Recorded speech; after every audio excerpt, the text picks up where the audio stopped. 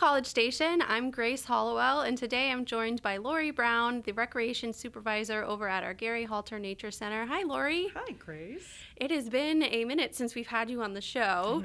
I know. It feels like a long time, but we are here today. The City of College Station recently received a Bird City designation. So to kick things off, let's kind of talk about what this designation means.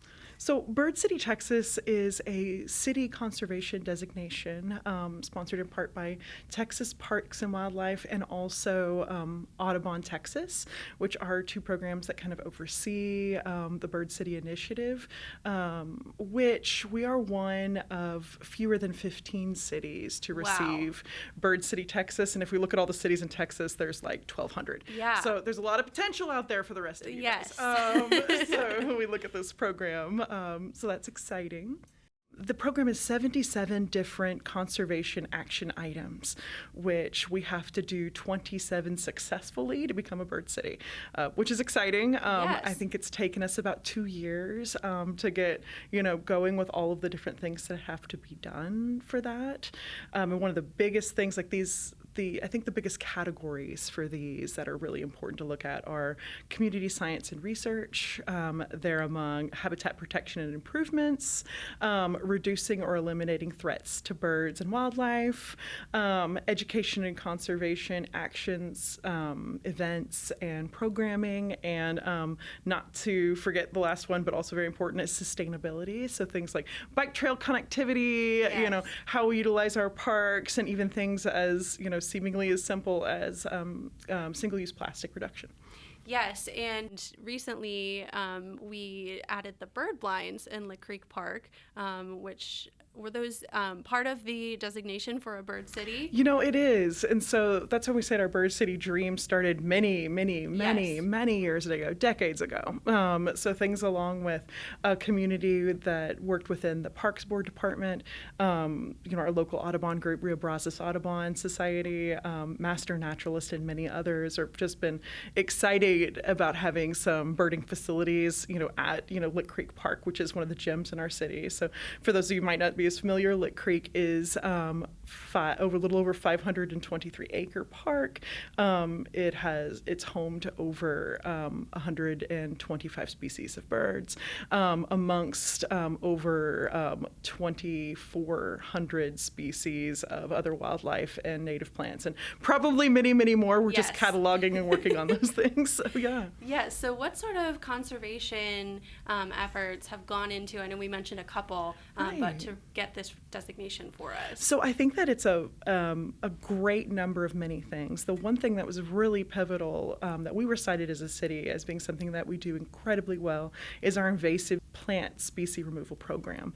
So when we look at invasive plants, those are things that harm our environment. Like I know many of these gardeners, like for example, Bermuda grass inside your garden beds can be a bane. It makes a net and destroys the root systems amongst everything in there, along with plants like privet, which kills everything underneath it. So we've had over 100 different invasive plant pools around the city amongst a wide variety of our conservation partners. And I think that's a huge piece, is that when we started our Bird City journey, about 2 years ago, we were like, okay, we're going to get together, build a group of people and do this. We started with 16 folks that were from our Brazos Valley Master Naturalist, Post Oak Chapter of the Native Plant Society of Texas, Rio Brazos Audubon, Parks Board, Water Department, and many others.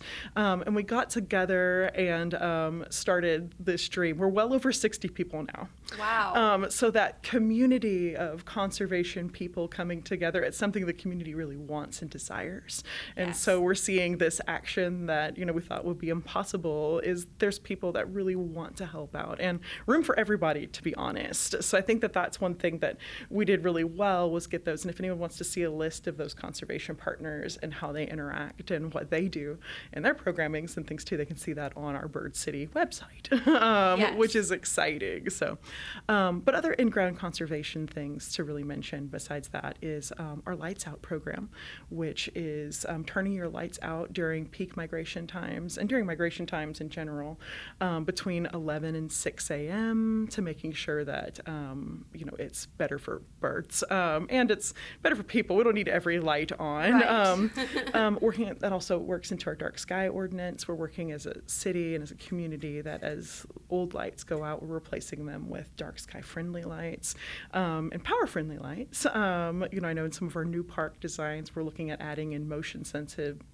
lights instead of having lights on constantly. So there's some exciting movements there as well. But I think that the other most exciting thing are things that we've been working on that have been like we've planted over 150 trees with the community and volunteers in local parks. So that's Taro, Bee Creek, Lick Creek, Yes. many others, and are looking to do that, continuing those programs on into the future. People love that conservation direct connection, and there's nothing more wonderful than planting a native Texas tree that's going to be great for birds, monarch butterflies, bats, and all the other great wildlife that we have here. And then being able to do that.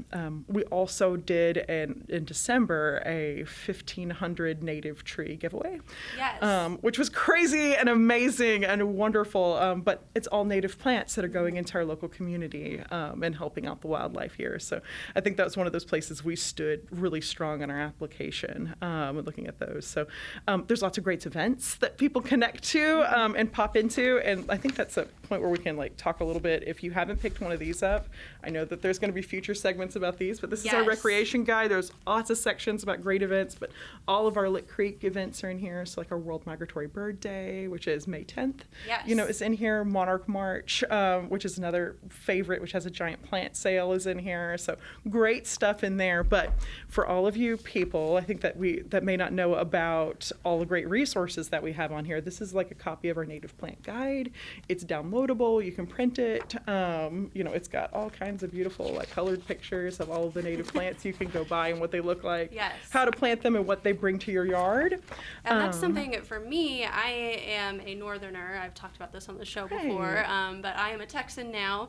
But I'm still learning what native plants are around here and are available here that are good to plant, because my plant knowledge is very different. And I think that's one of those things that it gives people an easy list to be able to look at, and particularly what grows great here in the Brazos Valley, which is exciting because there's Texas natives. Texas is diverse as the world. Oh my goodness.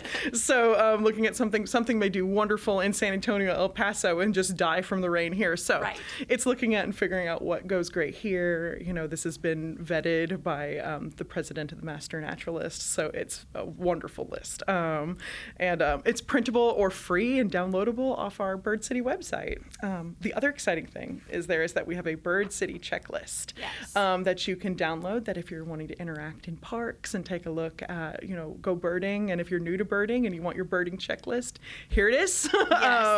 You give us feedback. We're looking for all that type of thing on what you like, what you feel as a community, what people feel like they need, and those can all be found on our website there. Yes, at cstx.gov/birdcity. It's all there. It's all listed.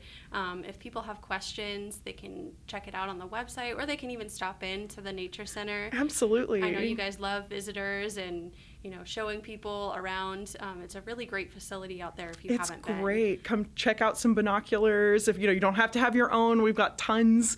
So come check out some binoculars, get some free seeds, and have a great time in nature. Yes, and listen to the birds. I know we were talking before the show started. I miss hearing birds in the morning because I'm in a newer development that doesn't have many mature trees. So sometimes I like just going out to Lick Creek and sitting there and listening to all of the sounds. It's beautiful. And I know the warblers are coming in, and the purple martins are coming in pretty soon. So there's some exciting birds that we have at the park. And you're talking about how diverse and how wonderful College Station is. In particularly, Lick Creek Park is home to two species that are rare. So we look at the Swainson's warbler, which has a beautiful call, so worth a Google. And also the Kentucky warbler, which looks like a little yellow fireball. I mean, it's so beautiful when you look at these two birds. And they call our park home amongst beautiful, colorful tropical birds like the painted bunting and indigo buntings and others that are just amazing as we look forward to those things. So, but yeah. Yeah. Yes. Well, thank you so much for all of this information today, Laurie, and thanks for joining me. Oh, and thank you, Grace. And I just want to throw another thank you to all of our conservation partners from the Conservation Yes. Advisory Group, because they really have pushed together to really make this this long-time dream of the city a reality. So. Yes, we couldn't have done it without all of their help. Absolutely. Before we go, let's look at our city calendar. The next public meeting for the Northgate Small Area Plan is from 3 to 5 p.m. on Tuesday, February 18th. For more information, go to cstx.gov/Northgate. This month's Business Over Breakfast is at 8:30 a.m. on Tuesday, February 25th at the College Station Visitors Center at 1207 Texas Avenue. Later that day, traffic calming will be the topic of the Neighborhood Seminar Supper at 6 p.m. at College Station City Hall. For more on these and other events and to RSVP for the Business Over Breakfast and the Seminar Supper, go to cstx.gov/calendar. And that's what's up.